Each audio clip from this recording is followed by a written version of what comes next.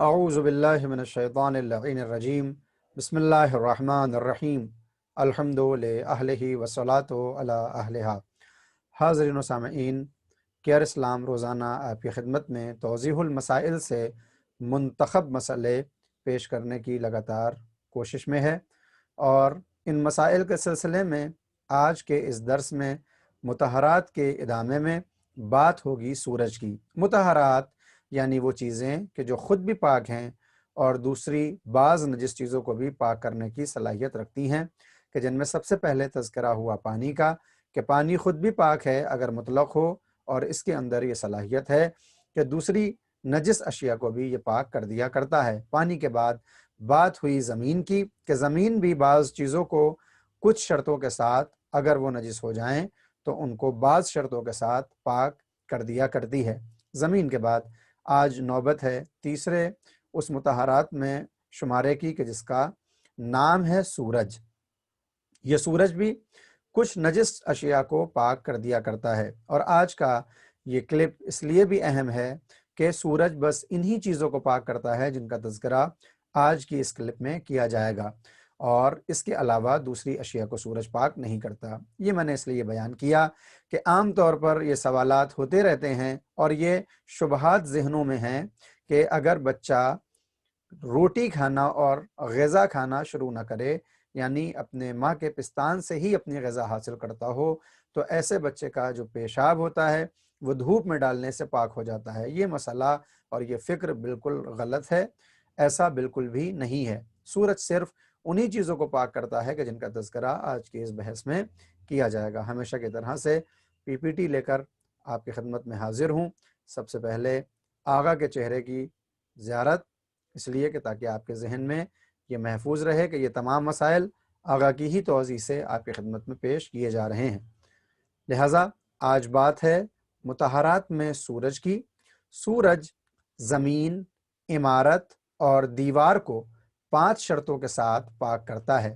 یعنی معلوم یہ ہوا کہ بس سورج زمین عمارت اور دیوار ہی کو پاک کرتا ہے، اور وہ بھی اس صورت میں کہ جب ان کے اندر یہ 5 شرطیں پائی جاتی ہوں۔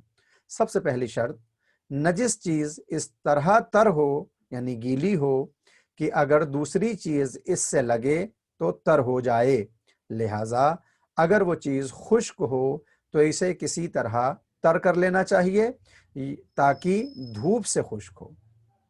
مثال کے طور پر اگر عمارت پر کوئی نجاست لگ گئی اور وہ سوکھ گئی ہے ہوا سے، تو اب سورج اسی صورت میں اس کو پاک کرے گا کہ جب اس کو دوبارہ گیلا کر لیا جائے، وگرنہ خشک کو پاک کرنا محل اشکال ہے۔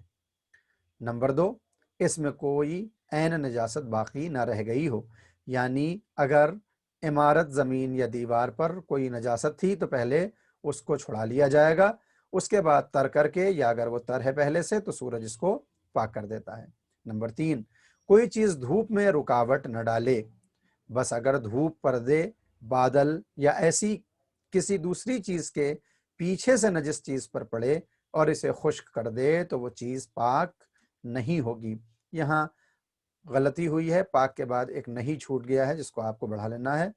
آپ دیکھیں کسی چیز کے پیچھے سے نجس چیز پر پڑے اور اسے خشک کر دے تو وہ چیز پاک، اور بیچ میں اسپیس ہے کہ جہاں پر نہیں کا لفظ چھوٹ گیا ہے، لہٰذا یہ شے پاک نہیں ہوگی۔ البتہ اگر بادل اتنا ہلکا ہو کہ دھوپ کو نہ روکے تو کوئی حرج نہیں۔ نمبر 4، فقط سورج نجس چیز کو خشک کرے، یعنی سورج اس چیز کو خشک کرے۔ لہٰذا مثال کے طور پر اگر نجس چیز ہوا اور دھوپ سے خشک ہو تو پاک نہیں ہوتی۔ ہاں، اگر کیفیت یہ ہو کہ یہ کہا جا سکے کہ یہ نجس چیز دھوپ سے خشک ہوئی ہے تو پھر کوئی حرج نہیں ہے۔ 4 شرطیں۔ اگلی جو 5ویں شرط ہے کہ عمارت کے جس حصے میں نجاست سرایت کر گئی ہو، یعنی اندر داخل ہو گئی ہے، دھوپ سے ایک ہی مرتبہ خشک ہو جائے، یعنی ایک مرتبہ دھوپ پڑے اور وہ پورا سوکھ جائے اور خشک ہو جائے۔ بس اگر ایک دفعہ دھوپ نجس زمین اور عمارت پر پڑے اور اس کا سامنے والا حصہ خشک کرے اور دوسری دفعہ نچلے حصے کو خشک کرے تو اس کا سامنے والا حصہ پاک ہوگا، اور نچلا حصہ نجس رہے گا۔ 5 شرطوں کے بعد مسئلہ، سورج نجس چٹائی کو پاک کر دیتا ہے، لیکن اگر اس کی بناوٹ میں دھاگے استعمال ہوئے ہوں تو انہیں پاک نہیں کرتا، یعنی جو کھجور کی چٹائی بن کر بنائی جاتی ہے اگر وہ نجس ہو جائے تو ان شرطوں کے ساتھ سورج اس کو پاک کرتا ہے، مگر جو دوسری اشیاء سے دھاگے کے ذریعے سے باندھ کر چٹائی بنائی جاتی ہیں ان کو سورج پاک نہیں کر سکتا۔ اسی طرح درخت، دیوار اور دروازے، کھڑکیاں سورج سے پاک ہونے میں اشکال ہے۔ آغا یہ فرماتے ہیں کہ ان کی نگاہ میں درخت کو، دیوار کو اور دروازے اور کھڑکیوں کو سورج سے پاک کرنے میں بہرحال مشکل ہے، یعنی وہ پاک نہیں کرتے۔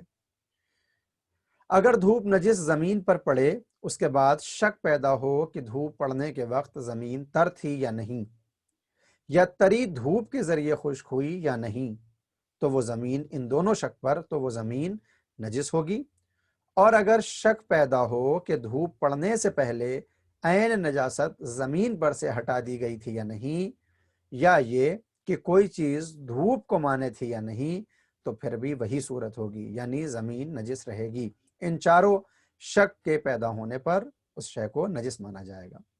اگر دھوپ نجس دیوار کی ایک طرف پڑے اور اس ذریعے دیوار کی وہ جانب بھی خشک ہو جائے جس پر دھوپ نہیں پڑی، تو بعید نہیں ہے کہ دیوار دونوں طرف سے پاک ہو جائے۔ یہ بعید نہیں کا مطلب یہ ہے کہ کوئی اشکال نہیں ہے، البتہ فتویٰ یہ ہے کہ انہوں نے پوری طرح سے فتویٰ نہیں دیا ہے، یہ بعید کا لفظ بتاتا ہے کہ ان کی نگاہ میں ایسا ہے کہ ممکن ہے وہ شے پاک ہو جائے، اگرچہ اجتناب بہتر ہے۔ چوتھا مطہرات میں جو نام ہے وہ ہے استحالہ۔ استحالہ حالت سے آیا ہے، یعنی حالت کا بدل جانا، بہت آسان ہے۔ اگر کسی نجس چیز کی جنس یوں بدل جائے کہ ایک پاک چیز کی شکل اختیار کر لے تو وہ پاک ہو جاتی ہے۔ مثال کے طور پر نجس لکڑی جل کر راکھ ہو جائے، یا کتا نمک کی کھان میں گر کر نمک بن جائے۔ کھان یعنی وہی جس کو اردو میں کان کہا جاتا ہے اور ہندی میں کھان، گر کر نمک بن جائے تو وہ پاک ہو جاتا ہے۔ اب وہ کتا تو رہتا نہیں مگر اس کے اثرات پاک ہو جاتے ہیں۔ لیکن اس چیز کی جنس نہ بدلے، مثلا نجس گیہوں کا آٹا پیس لیا جائے، نجس آٹے کی روٹی پکا لی جائے تو وہ پاک نہیں ہوگی، کیونکہ گیہوں سے جب آٹا بنا تو جنس نہیں بدلی، آٹے سے جب روٹی بنی تب بھی اس نے جنس کو نہیں بدلا، لہٰذا یہ اگر پہلے سے نجس ہوں تو نجس ہی رہیں گے۔ البتہ مٹی کے برتنوں کا زمانہ جا چکا ہے، مگر عرض کرنا ضروری ہے کہ دیہاتوں میں بعض جگہ ابھی بھی مٹی کے وہ بدنے اور وہ کوزے دکھائی دے جاتے ہیں۔ مٹی کا لوٹا اور دوسری ایسی چیزیں نجس مٹی سے بنائی جائیں نجس ہیں، لیکن وہ کوئلہ جو نجس لکڑی سے تیار کیا جائے، اگر اس میں لکڑی کی کوئی خاصیت باقی نہ رہے تو وہ کوئلہ پاک ہے۔ آخری بات، ایسی نجس چیز جس کے متعلق علم نہ ہو کہ آیا اس کا استحالہ ہوا ہے یا نہیں، یعنی جنس بدلی ہے یا نہیں، وہ نجس ہی رہے گی اور وہ نجس ہے۔ امید کرتا ہوں کہ ان مسائل کو ہم اپنی زندگی میں اتارنے کی کوشش کریں گے اور شریعت کی پابندی کرتے ہوئے اپنے دینی فرائض کو پورا کرتے رہیں گے۔ ہم سب کو اپنی دعائے خیر میں یاد رکھیں۔ وآخر دعوانا ان الحمد للہ رب العالمین۔